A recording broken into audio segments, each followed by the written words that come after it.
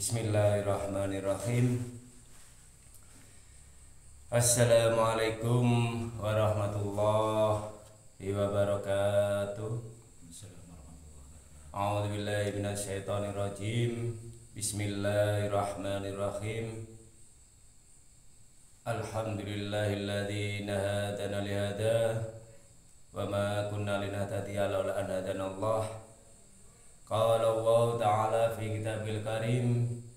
A'udzu billahi minasyaitonir rajim. Bismillahirrahmanirrahim. Innallaha ya'muru bil 'adli wal ihsani wa ita'i dzil qurba wa yanha 'anil fahsya'i wal munkar wal baghi ya'idukum la'allakum tadhakkarun. Al-ayah. Subhanallah walhamdulillah wa la ilaha illallah wallahu akbar. La haula wa la quwata illa billahil aliyil azim. Alhamdulillah, dengan berbagai ide gagasan dari netizen yang di channel Siliwangi 22, kemarin saya hanya ceramah yang dasarnya adalah kitab Durratun Nasihin. Karena dari teman-teman yang setia menunggu dan menanti channel YouTube Siliwangi 22, sebaiknya ada podcast ini diawali selawat dan salam mudah-mudahan tetap tercurahkan padamu Rasulullah SAW yang telah memberikan jalan kebenaran, jalan kebarokahan, sehingga kita dapat menunggu, dapat mendapatkan syafaatnya nanti ila yaumil qiyamah. Amin ya rabbal alamin. Alhamdulillah, di sini sudah ada Bapak Muhammad Nur Kholik SAG. Di sini adalah guru agama di salah satu lembaga yang terbesar, 1000 siswa di Tegalsari, namanya adalah MTS Mambaluda Krasa, yang dibawa naungan Yayasan Pondok Pesantren Mambaluda Krasa. Pendiri dan pengasuhnya Waliullah almarhum Bayai Abdul Majid. Di sini Bapak Muhammad Nur Kholik SAG ini juga pernah mencari ilmu di Pondok Pesantren Mambaluda Krasa karena dapat wejangan dari Bayai Waliullah, Bayai Abdul Majid. Maka Bapak Muhammad Nur Kholik ini diutus untuk mencari ilmu di Pondok Pesantren Salafiyah Safiyah Asbagus Tubondo. Pada saat itu pengasuhnya siapa, Pak? Yai Fawaid As'ad, putranipun Mbah Yai Yai Haji Samsul Arifin As'ad Tubondo. Di sini mari kita kaji, mari kita kajian-kajian kehidupan, di mana yang sudah saya utarakan tadi, bahwa di sini kita belajar di dalam kitab Durratun Nasihin, yaitu sikap adil dan baik sesama orang. Ini podcast ini mudah-mudahan bermanfaat bagi kita berdua, khususnya umumnya bagi semua yang mendengarkan channel YouTube Siliwangi 22. Niki ngeten Pak, kali ngopi paling judulnya niki kisah ngopi nyantai mawon nggih, nyantai mawon. Jadi temriki enten ayat ngeten Pak. Innallaha ya'muru bil 'adli wal ihsani wa idzil qurba wa yanha 'anil fahsya'i wal munkar ya'idukum la'allakum tadhakkarun. Alhamdulillah, dari ayat ini, tafsirannya dari ayat ini, keterangannya untuk kehidupan sehari-hari, untuk kajian kehidupan itu bagaimana Pak? Ya. Monggo kula aturaken Bapak Muhammad Nur Kholik SAG untuk memberikan wejangannya, motivasi dan kajian kehidupan dan motivasi hidup. Monggo Pak Kholik, mudah-mudahan bermanfaat bagi kita semua. Amin. Bismillahirrahmanirrahim. Langsung saja, saya kira untuk mukadimah itu sudah diawali oleh Bapak Samsudin SPD terkait dengan materi di podcast hari ini, yaitu sikap kita terhadap sesama orang secara luas, secara umum ya. Kalau mungkin ada secara khusus ya sesama muslim, kan kita sebenarnya dalam Islam itu mengenal 3 kerukunan. Ada istilah ukhuwah Islamiyah, ukhuwah watoniyah, kemudian yang terakhir ukhuwah basyariyah. Ini memang kaitannya dengan itu Pak ya. Kaitannya dengan hubungan antar sama manusia. Karena kita ada hablum minallah, hubungan kita kepada Allah, kemudian ada hubungan kita antar sama manusia. Biasanya kita mengenal 3 hal itu secara khusus. Yang pertama kaitannya dengan ukhuwah Islamiyah, sesama muslim. Bisa sesama muslim, sesama orang Islam. Kita itu harus sesama muslim. Kalau kita bisa rukun menjaga ukhuwah dengan di luar Islam, orang-orang non muslim, kenapa kita justru kadang-kadang itu dengan sesama muslim nggak bisa rukun? Itu kan aneh-aneh. Aneh. Sepertinya aneh. Makanya pertama, sesama muslim mari kita perbaiki ukhuwah kita itu. Sesama muslim bagaimana kita berhubungan dengan minimal dengan keluarga kita secara khusus, mungkin dengan sahabat kita, teman-teman kita, dan semua itu akan berjalan dengan baik agar timbul saling asuh ya. Ada istilahnya asuh biar tidak terjadi gasak gesek gosok. Itu sebenarnya kerukunan yang paling penting, pertama dengan sama muslim, kemudian dengan sesama muslim atau mungkin dengan non muslim secara luas, mungkin satu negara ya, ukhuwah watoniyah. Seperti halnya ada istilah hubbul waton minal iman ya. Cinta tanah air berarti itu sebagian daripada iman.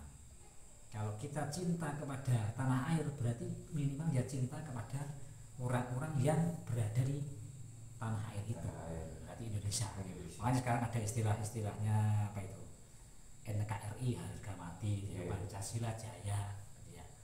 Itu memang harus perlu dibangun untuk menghindari hal-hal yang tidak baik atau kerukunan yang bisa kita terapkan di dalam kehidupan sehari sebangsa setanah air itu.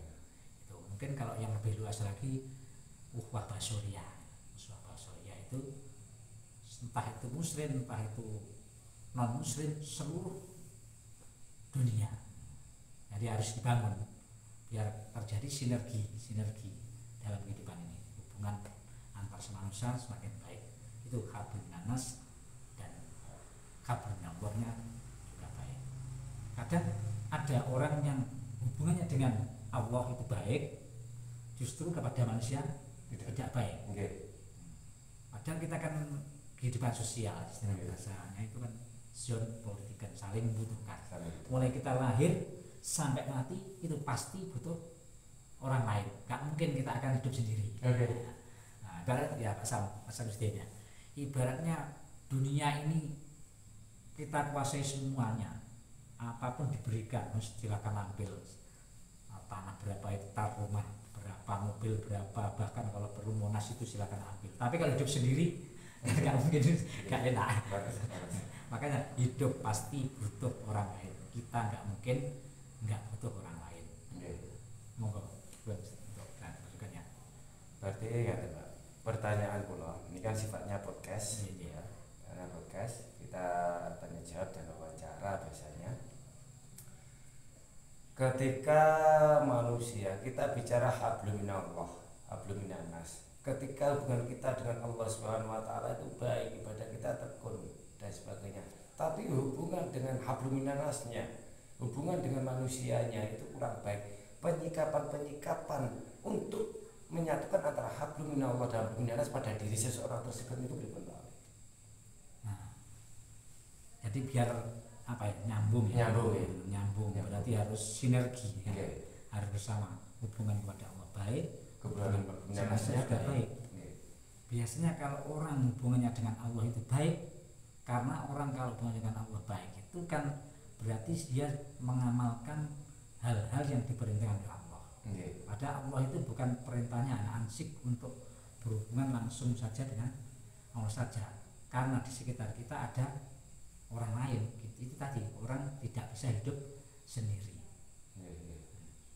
Memang itu ya harus sinergi. Kalau kita hubungannya pada Allah baik, harus dengan orang juga baik.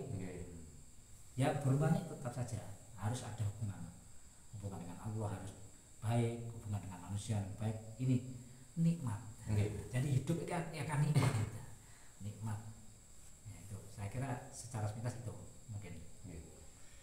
Kalau alhamdulillah ini jawaban dari Bapak Muhammad Nur Khalid SAG, alumni Pondok Pesantren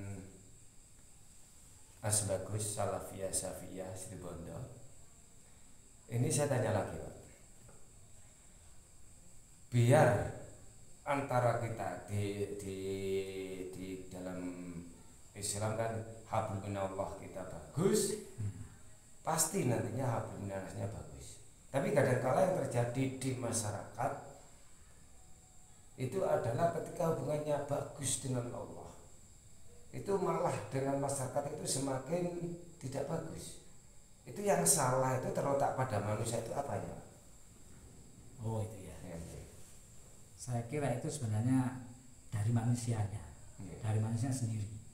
Karena yang jelas perintah Allah itu menjaga hubungan kepada Allah sekaligus dengan manusia. Jadi itu tadi harus sinergi, harus bersama-sama. Bagaimana caranya? Seperti halnya yang dicontohkan oleh Nabi ya. Makanya ada orang-orang yang istilahnya uzlah, menyendiri. Uzlah yang terbaik itu ya justru berada di masyarakat. Bukan harus nyepi-nyepi, harus ke tempat-tempat yang sunyi menyendiri. Tapi memang berat kan, namanya itu uzlah itu, atau mungkin apa ya, kalau bahasa sekarang menjaga harmonisasi ya. Memang berat memang kalau kita kan berhadapan dengan masyarakat dengan sifat karakter yang masing-masing berbeda. Memang berat, tapi itu justru yang uzlah yang luar biasa ya, Pak. Ibaratnya hijrah yang luar biasa. Nggak berarti kita harus memisahkan diri dari masyarakat supaya kita bisa tenang atau mungkin bisa ya memang sekali waktu mungkin sekali waktu kita harus secara khusus uzlah kepada Allah, berhubungan langsung pada Allah. Tapi juga harus kalau bisa memang berat tetap dengan manusia, kumpul dengan manusia. Memang berat Pak. Memang berat itu, yang berat istilahnya itu berat sekali. Tapi harus, karena kita memang selalu butuh orang lain, nggak mungkin bisa hidup sendiri. Nah, bahkan itu Rasulullah juga mengajarkan bahkan dengan orang non muslim, istilahnya kalau dulu Rasulullah itu kafir dhimmi. Ya. Kalau yang jelas kafir harbi itu kafir yang kita. Nah, yang ngejak gegeran. Lain dengan kafir dhimmi, ini kafir yang bisa diajak bersama. Makanya boleh mengatakan hubungan apa saja, muamalah, hubungan apa, asal bukan hubungan akidah. Kaitan dengan akidah, istilahnya kita sudah dipisahkan, lakum dinukum waliyadin. Tapi yang lainnya boleh kita bersama-sama membangun jalan dengan orang non-muslim, membangun fasilitas sosial kemasyarakatan dan lain, boleh itu. Tapi yang khusus akidah sendiri-sendiri. Tapi masalah sosial boleh mengadakan kegiatan. Ini pentingnya namanya. Itu Rasulullah seperti itu. Sama Rasulullah. Siapa yang mengganggu kafir dhimmi sama dengan menyakiti hati saya, itu kata Rasulullah. Iya, Rasulullah sendiri. Itu berarti sebegitu luar biasanya kita harus menjaga hubungan baik dengan sesama manusia. Itu memang figur atau idola kita itu sebenarnya ya satu itu, Rasulullah itu, bukan yang lain. Mungkin figur-figur yang lain banyak kita kadang-kadang anak-anak muda ya, anak-anak muda itu silakan idolakan siapa saja, tapi idol yang paling atas tertinggi adalah Rasulullah, harus jadi referensi utama, harus jadi referensi, yang lainnya bawahnya. Itu udah nggak bisa, mungkin nggak bisa disaingi, atau nggak ada tandingannya kalau Rasulullah itu. Jadi utama ini, saya kira itu Mas Amir. Alhamdulillah, ini dari Bapak Muhammad Nurkholik SAG, luar biasa. Alhamdulillah, jawabannya luar biasa, karena cukup lama dan lama sekali Bapak Muhammad Nurkholik ini nyantri di Bayai Fawaid Asasi di Bondo, dan sekarang tetap eksis di dalam organisasinya KISAS. Alhamdulillah. Ini monggo kita ngopi Pak. Kita judulin ngopi nih. Ngopi kali kajian-kajian agama.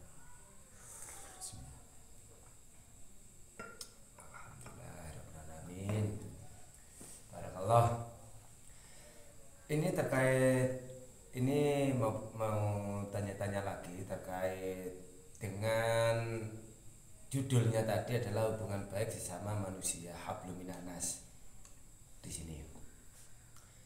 Sedangkan di sini Bapak Muhammad Nurkholik itu karakter manusia itu pasti berbeda-beda. Ada yang karakternya manusia itu mengikuti tasawuf, ada karakternya manusia itu mengikuti syariat, ada karakternya manusia itu mengikuti thariqah dan sebagainya. Karakter-karakter yang berbeda ini ketika di satu kehidupan masyarakat sehari-hari ini jelas agak berbeda, dan perbedaan itu pasti ada suatu hal di mana mungkin penyimpangan hati atau mungkin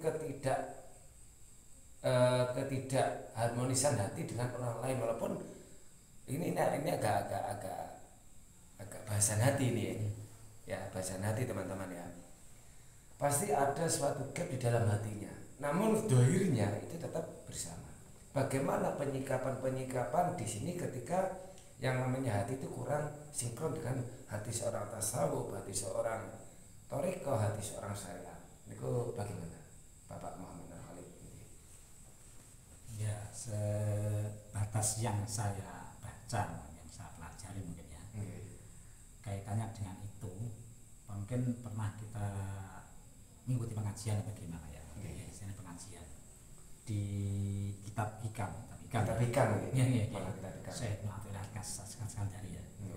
Itu kita itu menghadapi berbagai macam karakter manusia yang berbeda-beda, itu kuncinya satu, kita harus selalu berhusnudon, harus selalu berbaik sangka. Makanya Allah itu kan selalu mengajarkan harus berbaik sangka kepada siapapun, entah itu orang yang baik atau mungkin yang dikatakan orang yang jelek sekali, orang yang dianggap sudah istilahnya masyarakat. Kan kita kadang ya kita maklum ya, kan mungkin kita juga termasuk orang apa, kadang ya mesti timbul apa ya, curiga atau apa, Sebenarnya kalau ajaran para ulama itu setiap kita kepada siapapun harus berhusnudon, berbaik sangka. Itu istilahnya kaitannya dengan hati. Ya memang berat itu, berat. Tapi kita harus belajar seperti itu, belajar. Karena memang manusia sekarang juga sama ya. Kalau tadi Pak Samsudin menyampaikan istilahnya ada orang yang ini syariah, ada yang sampai ke thariqah. Kalau dalam Islam kan harus ada urutan tertentu ya. Itu pertama harus syariat dulu, kemudian thariqah, hakikat, paling tinggi ma'rifat. Mungkin kita masih syariat aja saja. Tapi itu justru pertama pondasi utama itu syariat. Makanya orang-orang ulama-ulama itu menganjurkan orang kalau ingin masuk ke dunia thariqah, masuk dunia sampai nanti yang terus tinggi itu ma'rifat, dasar utamanya harus syariat dulu.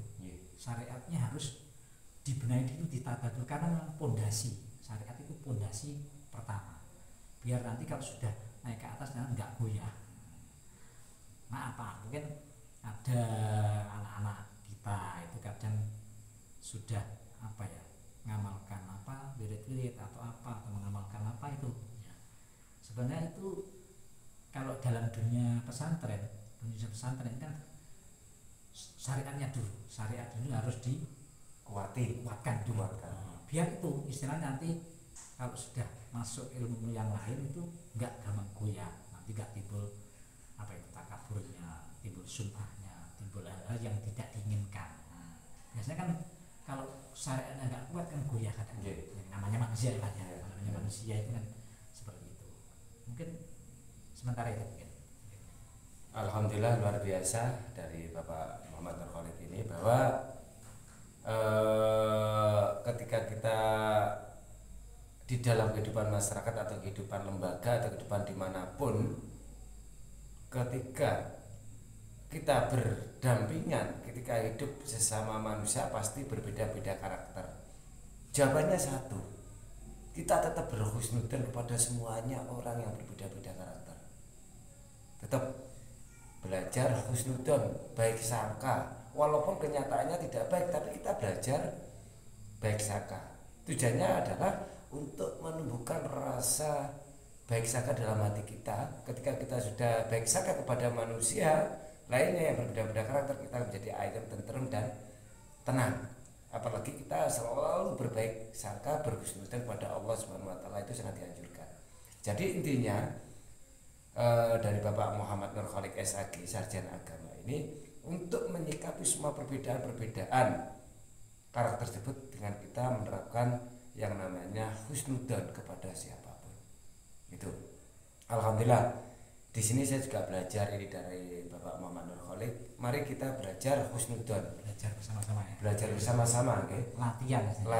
Mari kita latihan berhusnudzon kepada siapapun, kepada manusia siapapun, kepada teman, kepada sahabat, kepada saudara, kepada teman kerja, kepada masyarakat, kepada tetangga, yang endingnya kita lebih berhusnudzon kepada Allah Subhanahu wa taala. Itu. Jadi hubungan kita sesama manusia, hablum minannasnya, itu akan terbangun di dalam hati kita, saling husnudzon tersebut. Itu. Sekarang begini,